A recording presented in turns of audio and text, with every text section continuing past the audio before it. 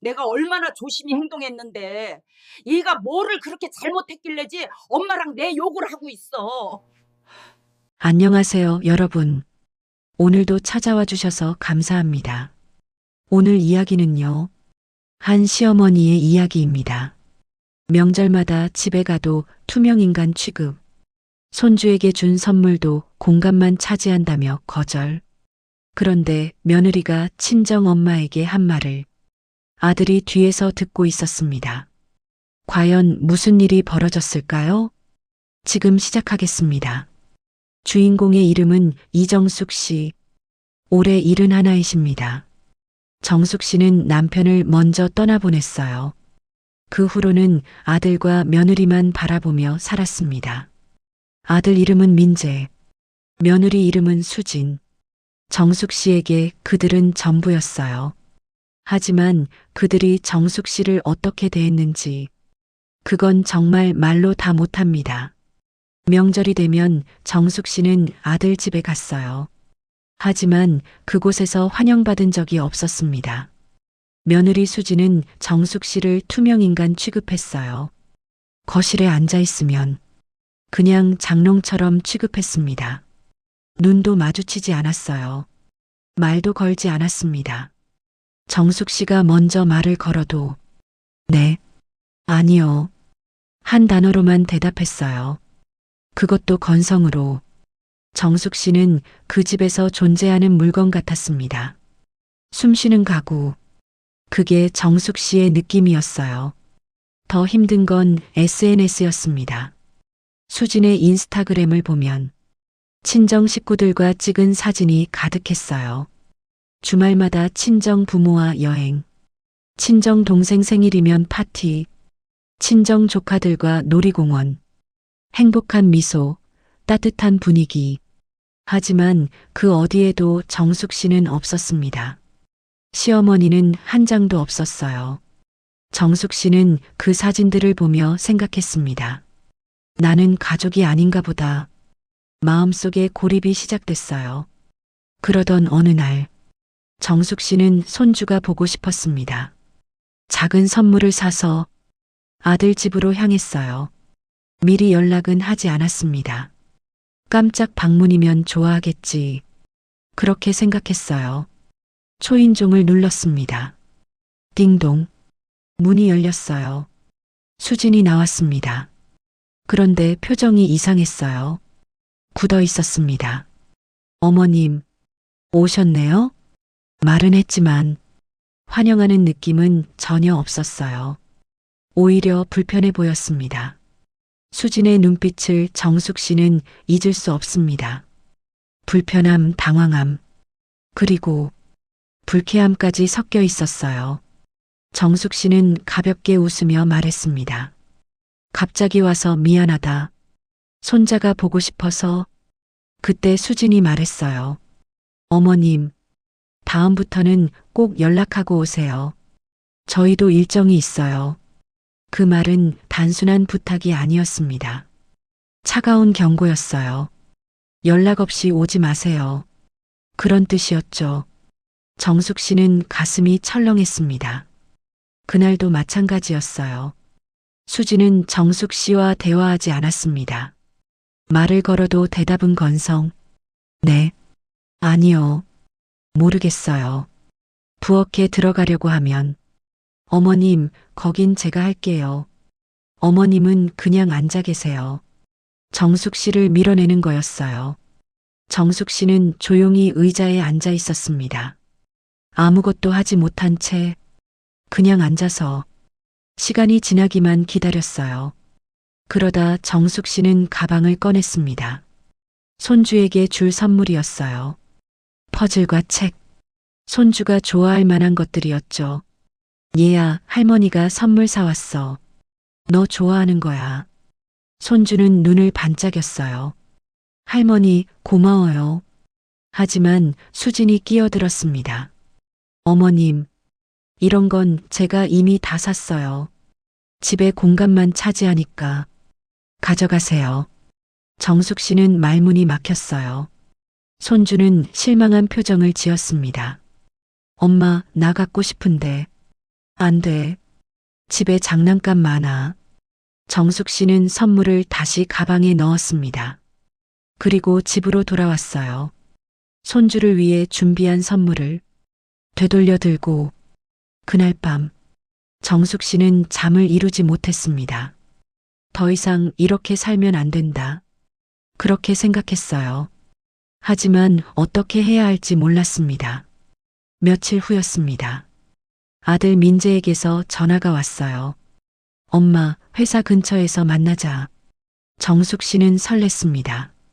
아들이 먼저 부른 자리 처음이었거든요. 혹시 내가 외롭게 지내는 걸 알아줬나? 그렇게 생각하며 나갔어요. 하지만 민재가 한 첫마디는 정숙 씨의 심장을 얼려버렸습니다.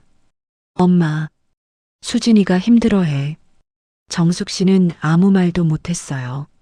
엄마 때문에 스트레스가 크대. 엄마 오시는 게 불편하대. 그 말을 듣는 순간 정숙 씨는 숨이 막혔습니다. 내 아내가 날 불편하다고? 내가 뭘 했다고? 민재는 말없이 커피만 마셨어요. 정숙 씨는 마음속 깊은 곳에서 무너지는 소리를 들었습니다. 며느리가 아들에게 불평을 늘어놓았구나. 나를 몰아내려고. 그 순간 완전히 깨달았어요. 하지만 진짜 반전은 그 후에 있었습니다. 어느 날 정숙 씨는 아들 집 근처를 지나갔어요. 아파트 단지 정원에서 쉬고 있었습니다. 그때 목소리가 들렸어요. 수진의 목소리였습니다. 친정엄마와 대화하고 있었어요. 정숙 씨는 일부러 들으려 한 게 아니었습니다. 그냥 벤치에 앉아 있었을 뿐이에요. 하지만 그 대화가 귀에 들어왔습니다. 어머니, 시어머니가 매번 와서 귀찮아요. 친정엄마가 말했어요. 그냥 오지 말라고 하면 되지. 왜 또 불러? 수진이 대답했습니다.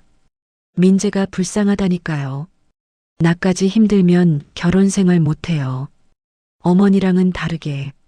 시어머니는 너무 촌스러워서 친구들 앞에서 창피할 때도 많아요. 그 순간 정숙 씨는 세상이 무너지는 것 같았습니다.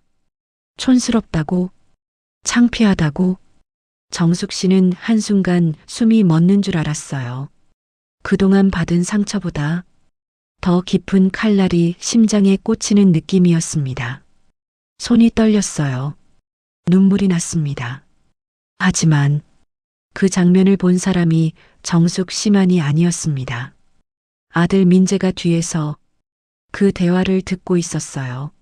수진도 친정엄마도 전혀 눈치채지 못했습니다. 민재는 충격을 받은 얼굴로 천천히 걸어갔습니다. 그리고 말했어요. 수진아, 그게 진짜 내 마음이야? 수진은 깜짝 놀라 돌아봤습니다. 얼굴이 하얗게 질렸어요. 여보, 언제 온 거야? 민재는 차갑게 말했습니다. 처음부터 다 들었어. 수진은 당황하며 말을 바꾸려 했어요. 여보, 그게 아니고 그냥 스트레스를 풀려고. 하지만 이미 늦은 말이었습니다. 민재는 처음으로 아내에게 화를 냈어요.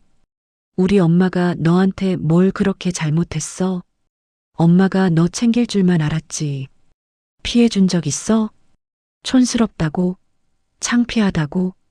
그게 사람한테 할 말이야? 수지는 아무 말도 하지 못했습니다. 친정엄마도 얼굴이 하얗게 질렸어요. 민재는 계속 말했습니다. 엄마가 얼마나 조심하시는데 명절 때마다 눈치 보시는 거 몰라? 선물 하나 사오셔도 거절당하시는 거 내가 다 봤어. 수지는 고개를 숙였습니다. 말이 나오지 않았어요.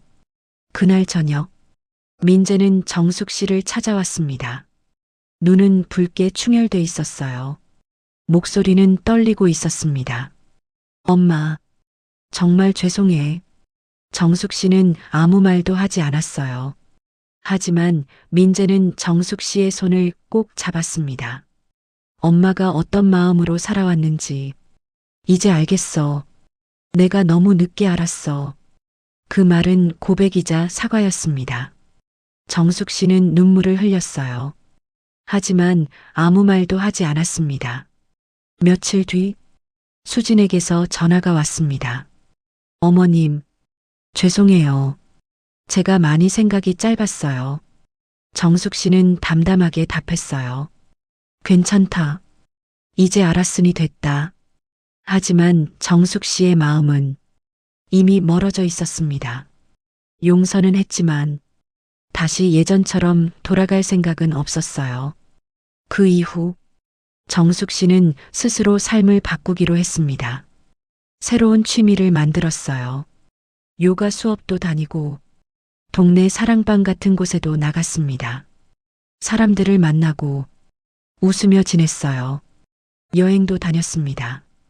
친구들과 제주도도 갔고 속초도 갔어요. 정숙 씨는 어느 날 문득 깨달았습니다. 나는 그동안 너무 자식만 바라보며 살았다. 내 인생을 내가 놓치고 있었구나. 며느리 수진도, 아들 민재도, 이제는 정숙 씨를 대하는 태도가 달라졌습니다. 명절이면 먼저 연락을 해요. 어머님, 이번 명절엔 꼭 오세요. 손주도 정숙 씨를 보면 웃으며 달려옵니다. 할머니. 하지만 정숙 씨는 더 이상 의지하지 않아요. 그들에게 기대지 않습니다. 정숙 씨는 스스로 강해졌거든요. 내가 나를 지켜야 한다는 걸 깨달았기 때문입니다. 마지막으로 정숙 씨는 마음속으로 조용히 말했습니다. 누가 나를 투명인간 취급해도 나는 투명인간이 아니다. 나는 존재한다. 나는 가치 있는 사람이다. 정숙 씨는 이제 자신의 인생을 삽니다. 누구의 눈치도 보지 않고 당당하게. 여러분, 정숙 씨의 이야기 어떠셨나요? 혹시 비슷한 경험 있으신가요? 투명인간 취급당한 적 있으신가요? 며느리에게 촌스럽다, 창피하다 들은 적 있으신가요? 정숙 씨는 오랫동안 고통받았습니다. 하지만 결국 진실이 밝혀졌어요. 아들이 며느리의 진짜 모습을 보게 됐습니다. 그리고 정숙 씨는 스스로 일어섰어요. 여러분도 기억하세요. 누가 여러분을 투명인간 취급해도 여러분은 투명인간이 아닙니다. 여러분은 존재합니다. 여러분은 가치 있는 사람입니다. 댓글로 여러분의 생각을 들려주세요. 정숙 씨의 선택, 어떻게 생각하시나요? 여러분이라면 어떻게 하셨을까요? 좋아요 버튼 꾹 눌러주시고 구독과 알림 설정도 부탁드립니다. 여러분의 한 번의 클릭이 저에게 큰 힘이 됩니다. 다음 영상에서 더 감동적인 이야기로 찾아뵙겠습니다. 감사합니다.